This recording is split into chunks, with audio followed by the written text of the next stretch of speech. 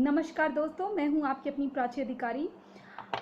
मेरे पास एक डिमांड आई थी जिसमें कहा गया था कि जयराम पेशा जो कानून था, जयराम पेशा कानून जो जनजातीय आंदोलन पर आधारित था, उसके बारे में आप बात करिए। क्योंकि ये कानून का मसला था तो बिना स्टडी करे, रिसर्च करे ये हो नहीं सकता था। काफ़ी रिसर्च करने के बाद मैं आपके सामने आज ये लेकर आई हूँ। और अगर कोई स्टूडेंट हैं जो तैयारी कर रहे हैं, उनके लिए शायद ये बेसिक नॉलेज हो, तो बेसिक नॉलेज के लिए ये देख सकते हैं।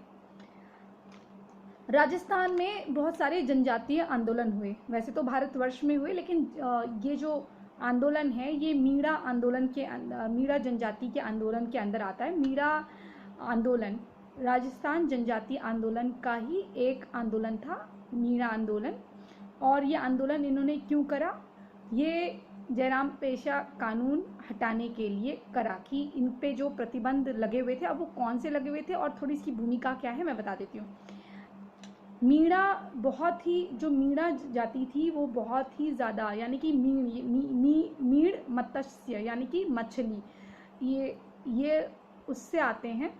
तो ये लोग कभी भी मछली नहीं खाते, ये कहा जाता है। और मीणा कितने प्रकार के होते हैं? 2 प्रकार के। एक तो जागीरदार मीणा और एक चौकीदार मीणा। जागीरदार मीणा वो जो खेती बाड़ी किसान हुआ करते थे, और एक मीणा वो जो चौकीदारी वगैरह किया करते थे, यानी कि शायद राजघरानों में चौकीदारी करते थे, क्या करते थे इस तरीके से। और ये बहुत ही मेहनती, निष्ठावान और दबंग थे।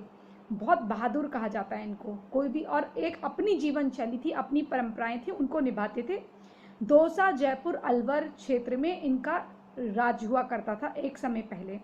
फिर डूडार जिले के जो राजा थे, डूडार क्षेत्र के राजा, इनको धुला राय कहा जाता है। धुला राय इसलिए भी कहा जाता है कि बहुत सुंदर थे, और इनकी जो छवि थी और जो खूबसूरती थी, उस वजह से इनको धुला राय कहा जाता था। जब आमेर के इतिहास का जिक्र होता है तब धुले राय का नाम लोग पढ़ते हैं।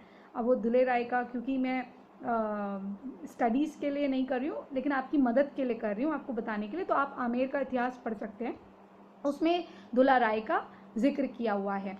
तो इन्होंने मीणाओं से ये जयपुर और अलवर का जो क्षेत्र है ये लड़ाई करके या कैसे छीन लिया इन्होंने, तो ये इनके उसमें आ गया। फिर मीणा जो थे वो जंगलों और पहाड़ों की तरफ को चले गए, और जब ये वहाँ चले गए तो 19वीं शताब्दी में क्या था, ये खेराड़ क्षेत्र में बहुत ही प्रभावशाली और मतलब इनका वर्चस्व था।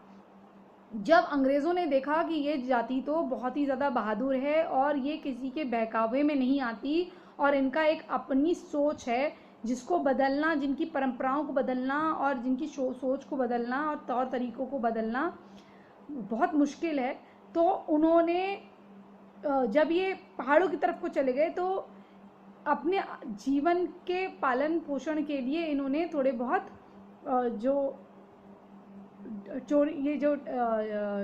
चोरी डकैती लूटमार वगैरह करना शुरू करा। वो इसलिए भी करा क्योंकि इन पे अंग्रेज़ों, जो सरकार थी उस समय की, जो सरकार थी जो अंग्रेज़ी शासन के तहत पे चलती थी, उस शासन की सरकार ने क्या करा, इन पे प्रतिबंध लगाने शुरू कर दिए कि जैसे 25+ का कोई भी मीणा पुरुष या महिला है, वो प्रतिदिन थाने में जाके अपनी हाजिरी लगाएगा उपस्थिति की। और जो 12 साल के मीणा हैं, महिला या पुरुष जो भी है, वो अपना रजिस्ट्रेशन करवाएगा। तो इनकी जो स्वतंत्र जीवन था वो बड़ा बाधित हो रहा था। तो इन्होंने, जैसे कहते हैं ना कि कोई बुरा हो नहीं उसको बुरा बनाया जाए, जब इन पे इतने सारे, इनके अस्तित्व पे सवाल खड़ा हो गया, इनके रहने सहने पे सवाल खड़ा हो गया, तब इन्होंने गुस्से में, अपने आक्रोश में ये लूटमार वाली घटनाएं करनी शुरू करी। तो भारत सरकार ने इन पे, जो भारत सरकार थी उन्होंने क्या करा, 1924 में वो एक क्रिमिनल ट्राइब एक्ट लेकर आई, जो भारत सरकार ने बनाया था। जो उपद्रव करते हैं या लूटमार करते हैं, लूटमार उपद्रव को रोकने के लिए भारत सरकार 1924 में क्रिमिनल ट्राइब एक्ट 1924 लेकर आई। ये समूचे भारत में शायद लागू था, और इसी को संशोधन करके राजस्थान, जयपुर राजस्थान में 1930 में जयराम पेशा कानून लाया गया। यहाँ से जयराम पेशा के बारे में हम बात करेंगे। तो जरायम पेशा जो कानून है, फिर ये जरायम पेशा यहाँ से पारित हो गया। तो आप ये मत देखिएगा कि मैं जरायम पेशा बोल रही हूँ, जयराम पेशा बोल रही हूँ, क्योंकि जो बहुत बड़े टीचर हैं उनके मुंह से भी ये निकल जाता है, क्योंकि ये शब्द ही ऐसा है। लेकिन आप इसके बारे में जानकारी देखिए, मैं क्या बोल रही हूँ, क्या शब्द मेरा हो, मतलब वो जो नाम है वो गलत भी हो रहा है तो आप उसे सही कर लीजिएगा। जरायम पेशा, अगर मेरे मुंह से जयराम पेशा भी निकल जाए तो मुझे क्षमा कीजिएगा, क्योंकि मेन बात इस कानून को जानना है। तो फिर ये एक्चुअली जरायम पेशा का मतलब क्या होता है, अगर इसकी लिटरल मीनिंग देखें तो अनुशासनहीनता करना या तरीके से ना रहना, ये जरायम पेशा होता है। मतलब जो इसका मतलब आता है अर्थ, तो अनुशासनहीनता और इसमें सुधार के नाम पर ये कानून लाया गया कुछ संशोधन के साथ। फिर उसी कालखंड में छोटू राम मीणा, महादेव राम मीणा, जोहार राम मीणा, जो वहाँ के वरिष्ठ लोग थे, इन्होंने इसका विरोध किया और मीणा जाति सुधार संगठन का एक समिति बनाई। उसमें उनका मेन उद्देश्य था कि जितनी भी इस जाति में कुरीतियाँ हैं, उन कुरीतियों को समाप्त करके जो लूटमार वगैरह कर रहे हैं, डकैती कर रहे हैं, इसको इनसे दूर करके इनको मेन स्ट्रीम शिक्षा में लाना, यानी कि शिक्षा का प्रसार इनके बीच में करना कि पढ़ो लिखो और अपने पैरों पे खड़े हुए हो। ये इनका एक मेन उद्देश्य था। 1933 यानी कि 1933 में समिति बनाई गई, मीणा क्षत्रिय सभा बनाई गई। उसके बाद 1942 में दिल्ली में अखिल भारतीय मीणा क्षत्रिय महासभा का अधिवेशन हुआ। इस आंदोलन का भी, जितने भी ये आंदोलन हुए हैं, इन सब और जितनी भी समितियां बनी हैं, इनका मेन उद्देश्य क्या था? इनका मेन उद्देश्य ये था कि मीणाओं को आपराधिक जाति कहलाने से रोक लगवाना और ये जो इन पे जितने भी प्रतिबंध लगे हैं, इन सब को खत्म करके मीणाओं को भी स्वतंत्र नागरिक होने का अधिकार देना।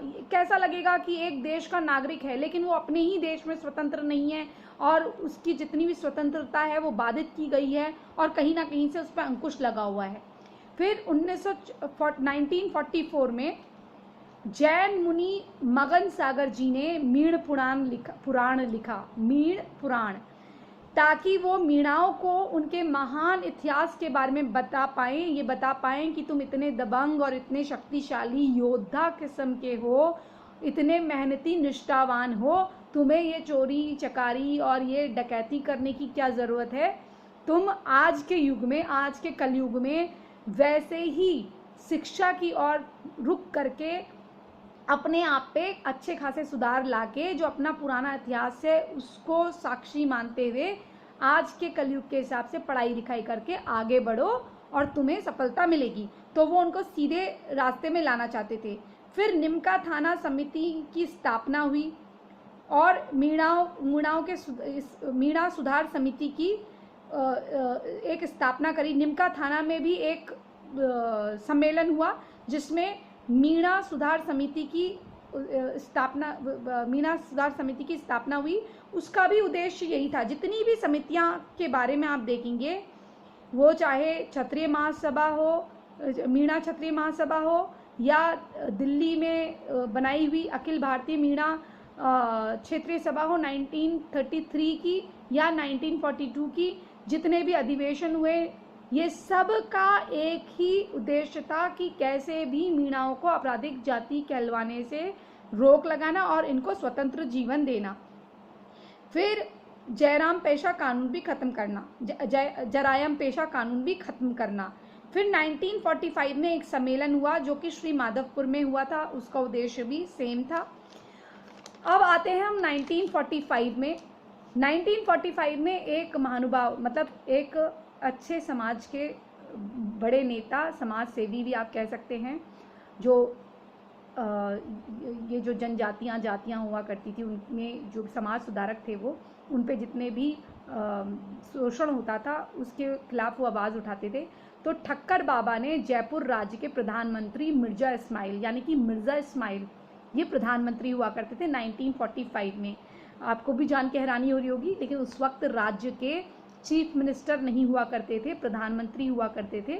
और एक बात इससे और पता चलती है, जो हम MI रोड का नाम सुनते हैं ना, जितनी भी MI रोड है, MIG रोड है, ये जो MI रोड होती है, ज़्यादातर MI रोड का नाम मिर्ज़ा इस्माइल के नाम से पड़ा है और इन्होंने खुद के नाम से वो रोड बनाई है। जैसा कि ये होता है, आज तक हमने सुना होगा, ये नॉलेज आपको एक्स्ट्रा दे रही हूँ मैं, कई लोगों को पसंद आएगी। जब भी MI रोड आप बोलते हैं, वो मिर्ज़ा इस्माइल रोड इन्होंने अपने नाम पर निर्माण कराया था उसका, तो ये वो रोड है। तो उनको पत्र लिखा कि जरायम पेशा कानून क्या है और इसके विषय में उन्होंने उनको जानकारी दी और उनसे कहा कि आप इस कानून को, हालांकि उनको जानकारी होगी, लेकिन कई कानून ऐसे होते हैं कि इनका क्या प्रभाव लोगों पे पड़ रहा है, उनकी आम दिनचर्या में क्या प्रभाव पड़ रहा है और कैसे उनकी ज़िंदगी जो है इससे ख़राब हो रही है, ये इस उद्देश्य से उन्होंने उनको लेटर लिखा। और तब 3 जुलाई 1946 को जाकर जयपुर राज्य के जयराम पेशा कानून जो है वो समाप्त कर दिया गया। लेकिन इसमें पूर्णतः ये समाप्त नहीं हुआ था, इसमें कुछ जो चीज़ें थी कि प्रतिदिन जो उपस्थिति है वो बंद हो गई, फिर जो कुछ प्रतिबंध थे जो लगाए हुए थे वो अभी तक चालू थे। तो 1952 में मूल रूप से जो समाप्ति का इसको माना जाता है वो 1952 में माना जाता है, जब हीरालाल शास्त्री टीकाराम पालीवाल ने अपने भरपूर प्रयास करे और एक स्वतंत्र नागरिक होने के लिए इन्होंने आंदोलन करा, तब जाके 1952 में ये मूल रूप से समाप्त हुआ। ये था जरायम पेशा कानून। जरायम पेशा कानून बोलने में मुझे डिफ़िकल्टी है, इसलिए आप मुझे क्षमा कीजिएगा, लेकिन ये था जरायम पेशा कानून। और इस तरह से ये मीणा जाति पर जो एक शोषण हुआ था उसके खिलाफ जो हमारे लोगों ने आवाज़ उठाई और जो संघर्ष किया, उसकी ये पूरी कहानी है। अगर आपको पसंद आई होगी तो इसे लाइक करिएगा और शेयर भी कर दीजिएगा और मेरी थोड़ी सी त्रुटि पे क्षमा कर दीजिएगा, क्योंकि विषय थोड़ा सा बाहर का था और मुझे इसको मेरे दर्शक ने डिमांड करी थी और अपने दर्शकों की डिमांड पे, अपने मित्रों की डिमांड पे कुछ जानकारी देना और जानकारी सीखना कोई बुरी बात नहीं है, इसलिए मैं आपके पास ये लेकर आई।